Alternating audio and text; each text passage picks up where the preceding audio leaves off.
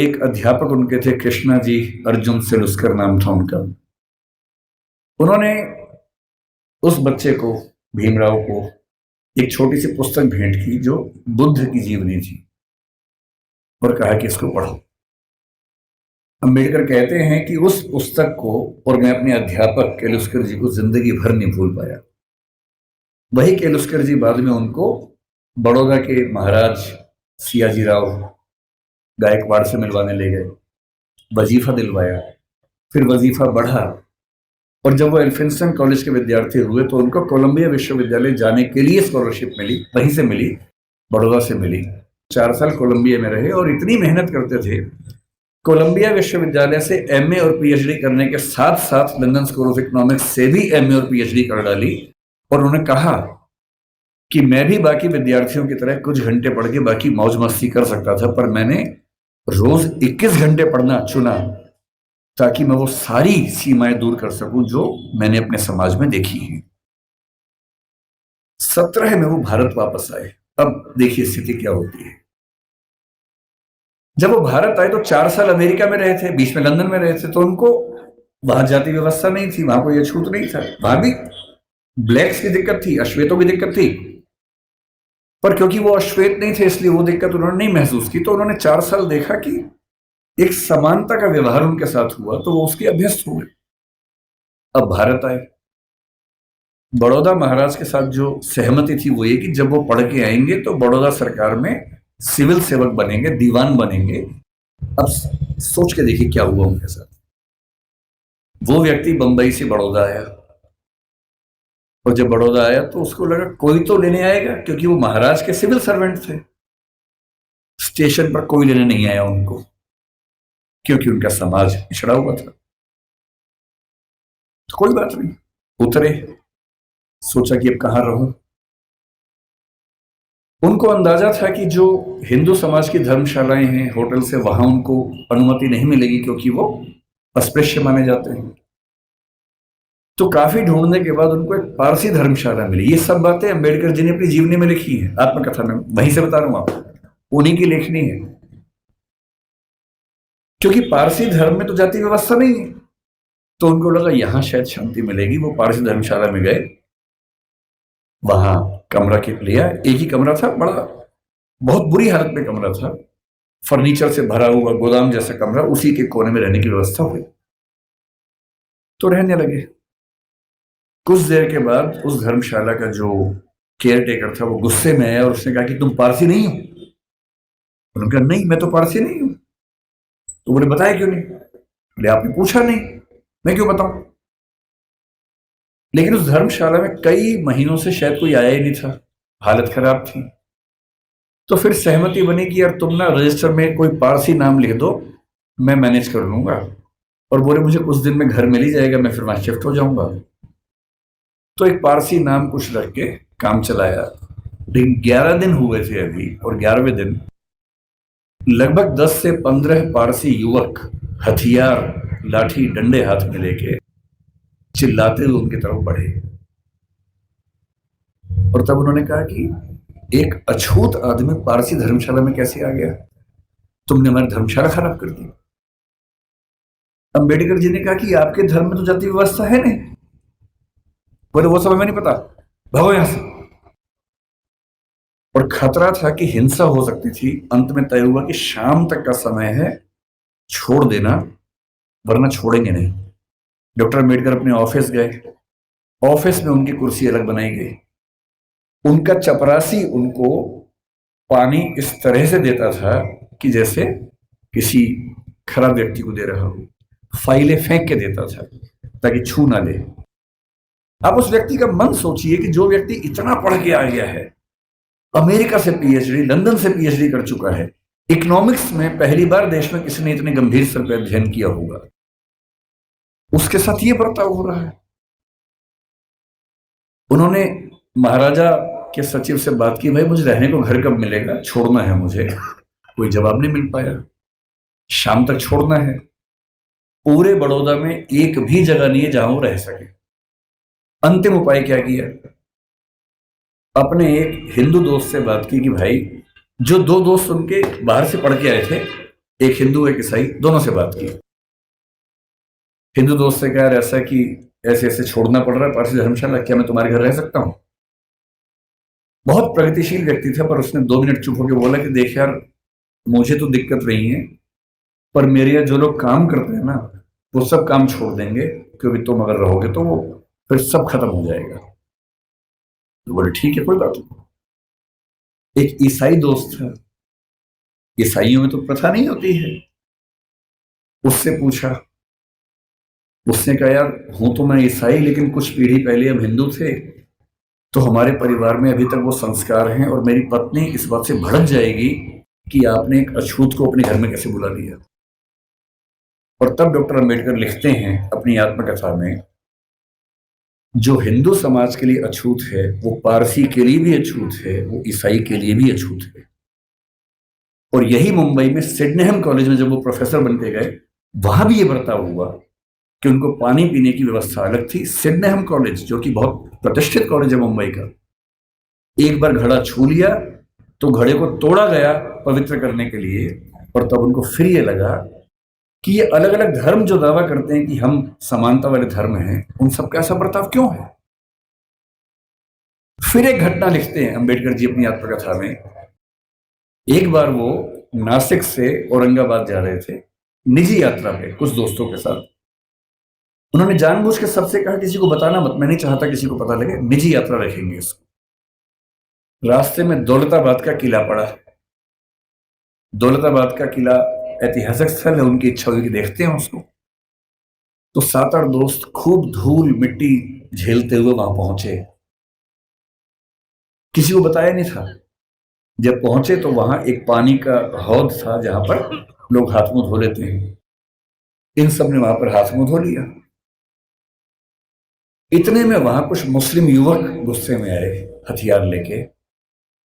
उनको किसी ने बता दिया था कि ये लोग अछूत समुदाय से हैं, और लड़ने लगे उनके साथ। अम्बेडकर जी ने उनको समझाया, डांटा, कहा भाई तुम तो मुसलमान हो और तुम्हारा धर्म तो कहते कि हम सब बराबर हैं। तो बोले वो सब बेकार की बात है, तुमने हमारा ये अपवित्र कर दिया है। और हालत ये आ गई कि अंबेडकर जी को लगा कि अब हिंसा भी हो सकती है, और ऐसा ना हो कि कुछ बड़ा नुकसान हो जाए। किसी तरह से वहां से जान बचा के, हालांकि बाद में उनको देखने की परमिशन मिली, किला देखा, वापस आए। और उस दिन उन्होंने लिखा भी डायरी में, जो हिंदू पारसी ईसाई के लिए अछूत है वो मुसलमान के लिए भी अछूत है। आप अनुभव सोचिए उस व्यक्ति के, जिसको समाज के सब समुदाय गाली दे रहे हैं, इतना पढ़ने के बाद। जो बड़ौदा के राजा का सैन्य सचिव रह चुका है, जो व्यक्ति सिडनेहम कॉलेज में असिस्टेंट प्रोफेसर रह चुका है, और वो लगातार कोशिश कर रहे हैं कि इस समाज के भीतर हमें एक्सेप्टेंस मिल जाए, हमारे समाज को एक्सेप्टेंस मिल जाए। उनके मन में आता नहीं होगा कि अगर वो वापस चले जाते इंग्लैंड, 1 साल के लिए फिर से गए भी थे, अगर वो चाहते तो अमेरिका में, इंग्लैंड में, दुनिया भर के सबसे अच्छे इंस्टीट्यूट्स में, यूनिवर्सिटीज में प्रोफेसर बन के शानदार जिंदगी गुजार सकते थे। क्या कमी थी उनके जीवन में? पर उनको एक बात हमेशा लगती थी कि अगर मेरे समुदाय में संयोग से मैं पढ़ लिख गया हूं, उनके परिवार के 14 बच्चों में वो 14वें बच्चे थे, और उनके खानदान का, उनकी जाति का, समुदाय का पहला बच्चा था जिसने 4th क्लास पास की थी।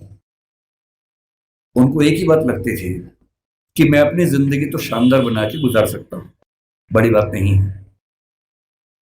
पर नियति ने, इतिहास ने मुझे एक ऐसा मौका दिया है कि यदि मैं अपने निजी सुख दुख भूल जाऊं और रात दिन 24 घंटे अपने समाज के विकास में ताकत लगा दूं, तो हो सकता है कि मेरी वजह से हजारों, लाखों, करोड़ों उन व्यक्तियों को बेहतर जिंदगी मिले जिनकी जिंदगी मानवीय जिंदगी तो नहीं है, कई मामलों में पशुओं से भी बदतर जिंदगी है।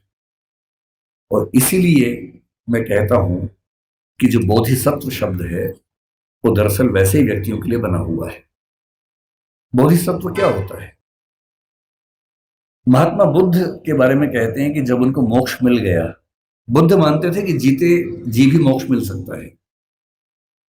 कहते हैं कि उनको मोक्ष मिल गया, और जब उनको मोक्ष मिल गया तो वो मुक्ति में जाके आनंद में रह सकते थे।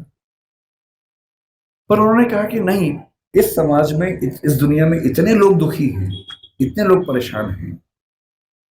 उनके अंदर बहुत करुणा थी। उनको लगता था कि जब तक दुनिया में एक भी व्यक्ति दुखी है, परेशान है, तब तक मैं अकेला मोक्ष लेकर क्या करूंगा। उन्होंने अपने मोक्ष को स्थगित कर दिया और कहा कि मैं लगातार प्रयास करूंगा कि मेरे साथ साथ सभी को मुक्ति मिले। और तब से बुद्धिज्म में कंसेप्ट आया कि जो व्यक्ति अपनी मुक्ति के लिए अर्ह है, एलिजिबल है, उसके बाद भी मुक्त नहीं होना चाहता, क्योंकि वो चाहता है कि मैं सबको मुक्त करके मुक्त होऊंगा, उसको बोधिसत्व कहते हैं। और इस समाज में यदि कोई सच्चा बोधिसत्व हुआ है तो वो डॉक्टर अंबेडकर हैं। इस बात को हमें ईमानदारी से मानना चाहिए। इतने बुरे अनुभवों से गुजरने के बाद इस व्यक्ति को गुस्सा क्यों नहीं आएगा? इस व्यक्ति के अंदर नफरत पैदा क्यों नहीं होगी? ऐसा ही हुआ था 1848 में ज्योतिराव फूले के साथ। फूले अंग्रेजी माध्यम से पढ़े हुए व्यक्ति थे और जब पढ़ाई खत्म हुई उनकी 1847 में, 1848 में उनके एक मित्र ने, जो कि उच्च जाति का था, कहा कि मेरी शादी है तो मेरी शादी में आना। इनको भी लगा ठीक है, चलता हूं। उसी शादी में चले गए।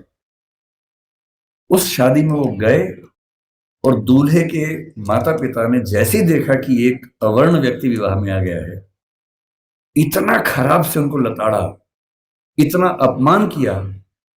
और ज्योतिराव फूले कहते हैं कि वही मेरा टर्निंग पॉइंट था। मुझे इस अपमान और इस जिल्लत से सिर्फ खुद को नहीं, अपने समाज के हर व्यक्ति को बाहर निकालना था। और इसलिए 1848 में उन्होंने पहली बार लड़कियों का स्कूल खोला, अपनी पत्नी को पढ़ाया, देश के इतिहास में पहली बार लड़कियों की पढ़ाई लिखाई की व्यवस्था की। आज ये जो बच्चियां बैठी हैं, अगर फूले न होते तो आज आप घर के अंदर चौका कर रही होती, चूल्हा चौका कर रही होती, यहां ना बैठी होती। इसलिए जिन व्यक्तियों की वजह से हम अच्छा जीवन जी रहे हैं, उनके प्रति कृतज्ञ होना हमारा धर्म है, हमारी जिम्मेदारी बनती है। इतनी खराब परिस्थितियों के बाद जो व्यक्ति इतना आगे बढ़ा, उसने देश के लिए क्या क्या किया, हल्का सा अंदाजा ये भी आपको। जो लोग कहते हैं कि उन्होंने केवल दलित समाज पर कल्याण किया, वो बहुत छोटी बात कहते हैं। वो तो किया ही। उन्होंने महाड़ सत्याग्रह किया, उन्होंने पानी के लेकर खूब सत्याग्रह किया, मंदिर प्रवेश को लेकर सत्याग्रह किया। जब उनको लग गया कि सबसे बात नहीं बनेगी, वो नाराज भी हुए। 1927 में उन्होंने मनुस्मृति दहन किया। 1935 में येवला में घोषणा की कि मैं पैदा हुआ हूं हिंदू धर्म में, लेकिन मैं मरूंगा नहीं हिंदू धर्म में। महात्मा गांधी ने उनसे निवेदन किया कि ऐसा ना करें। उसके बाद 21 साल तक वेट किया ताकि समाज अगर बदल सके तो मुझे इतना बड़ा स्टेप ना लेना पड़े। और 1956 में जब उनको लग गया कि मेरी मृत्यु नजदीक है और मैं अपने समुदाय को संशय में, दुविधा में न छोड़ के जाऊं, तो अपनी मृत्यु से केवल 1.5 महीना पहले 14 अक्टूबर के दिन उन्होंने बौद्ध धर्म को अपना लिया। ये तो एक पक्ष है उनके जीवन का, जो दलित समाज या अछूत समुदाय को मुख्य धारा में लाने के लिए उन्होंने किया। उनके जीवन का उससे बड़ा पक्ष जो मेरी नजर में है, वो महिलाओं के बारे में है। आपको अंदाजा नहीं होगा शायद, जब भारत का संविधान बना, उन्होंने बहुत जिद की। और ये बात 1935-36 से ही शुरू हो गई थी, आजादी के बाद तक चलती रही, कि महिलाओं को बराबरी मिलनी चाहिए। और महिलाओं को बराबरी देने के लिए यूनिफॉर्म सिविल कोड का आना बहुत जरूरी था, जिसको आजकल हम बोलते हैं समान नागरिक संहिता। ये यूनिफॉर्म सिविल कोड आज सरकार कह रही है कि हम लेके आएंगे। ये जिद जिस व्यक्ति की थी, वो डॉक्टर अंबेडकर थे। उनको पता था कि जब तक सामाजिक कानून सभी धर्मों में पुरुष और महिला के लिए बराबर नहीं होंगे, तब तक महिलाएं आगे नहीं बढ़ सकती। और उन्होंने कहा था, मैं किसी समाज की प्रगति का अनुमान इस बात से करता हूं कि वहां महिलाओं की हालत कैसी है। अगर महिलाएं पढ़ी लिखी नहीं है, वो घर के अंदर बंद है, तो समाज कैसे प्रगति करेगा? वो नेहरू जी से लड़ गए। जिस सरकार में वो कानून मंत्री थे, 1946 से 51 के बीच का जो दौर था, उन्होंने नेहरू जी से, जो प्रधानमंत्री थे, खूब झगड़ा किया कि यूनिफॉर्म सिविल कोड आप लेके आइए। उस समय नेहरू जी का मानना यह था कि 1951 के पहले आम चुनाव होने के बाद, जनता से विश्वास लेने के बाद मैं लेके आऊंगा। और अंबेडकर साहब ने नाराज होकर इस मुद्दे पर देश के कानून मंत्री के पद से इस्तीफा दिया और एक भाषण दिया, जिसमें कहा कि नेहरू जी ने अपने वायदे को निभाया नहीं है और महिलाओं की बराबरी के लिए जो प्रयास करना चाहिए वो प्रयास कर नहीं रहे। और फिर 1956 में उनकी मृत्यु होने से 1 साल पहले, 1.5 साल पहले, जो हिंदू कोड बिल था, Hindu code bill uniform civil code का एक बड़ा हिस्सा था जो हिंदू समाज के बारे में था, उसको 4 कानूनों के रूप में नेहरू जी ने पारित करवाया, जिसमें से एक हिंदू मैरिज एक्ट है, एक हिंदू सक्सेशन एक्ट है। और यदि आज हिंदू समाज की महिलाओं को वो सारे अधिकार मिल पाए हैं जो हिंदू पुरुषों को मिलते हैं, तो उसके पीछे जिम्मेदार सबसे बड़ा यदि कोई एक व्यक्ति है तो वो डॉक्टर अंबेडकर है। इसलिए भारत की महिलाओं को, आप जिस भी धर्म को मानते हो, मुस्लिम समाज पर यूनिफॉर्म सिविल कोड उस समय लागू नहीं करवा पाए वो, अब शायद वो भी होगा। और किसी भी समाज हो, हिंदू समाज हो, मुस्लिम समाज हो, कोई भी समाज, यदि उस समाज की महिलाओं के साथ बराबरी नहीं है तो राज्य की जिम्मेदारी बनती है कि वो कानून बनाकर बराबरी लाए। और ये विचार मुख्य रूप से अंबेडकर जी का ही था, जिसकी वजह से आज हम यहां खड़े हैं। तीसरी बात, लोग कहते हैं कि आजादी के संघर्ष में उन्होंने इतना साथ नहीं दिया।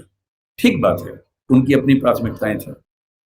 1942 से 46 तक जब स्वाधीनता संग्राम एकदम चरम स्तर पर था, वो वायसराय की काउंसिल में श्रम मंत्री थे या श्रम विभाग के प्रमुख थे।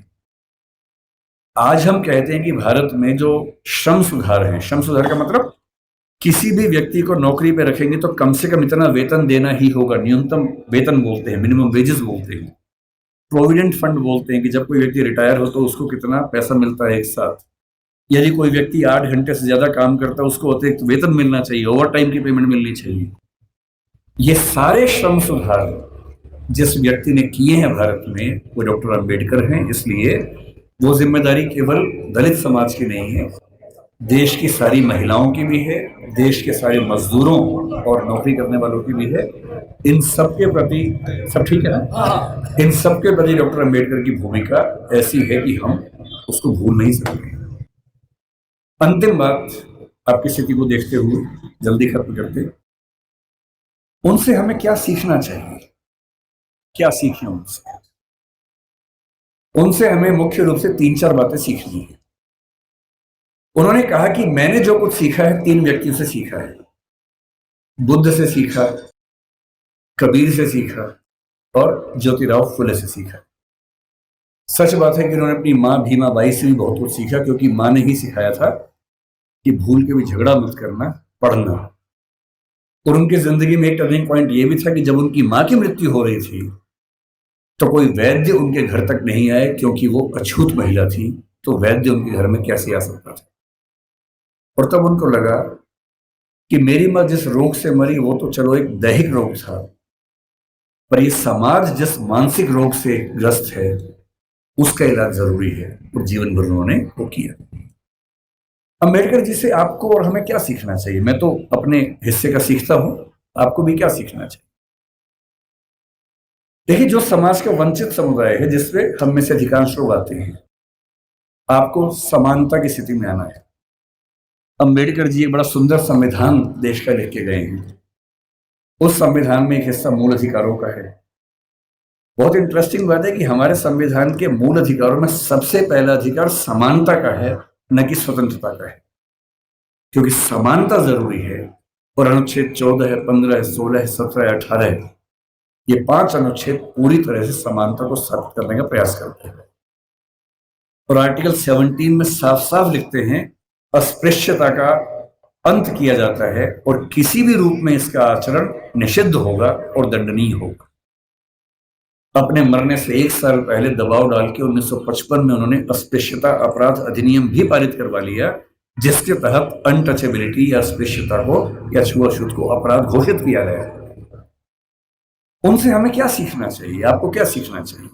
पहली बात, उन्होंने एक बड़ी गहरी बात कही थी कि शिक्षा शेरनी का दूध होता है और जो इसको जितना पीता है उतना ही दहाड़ता है। बिना शिक्षित हुए कुछ नहीं।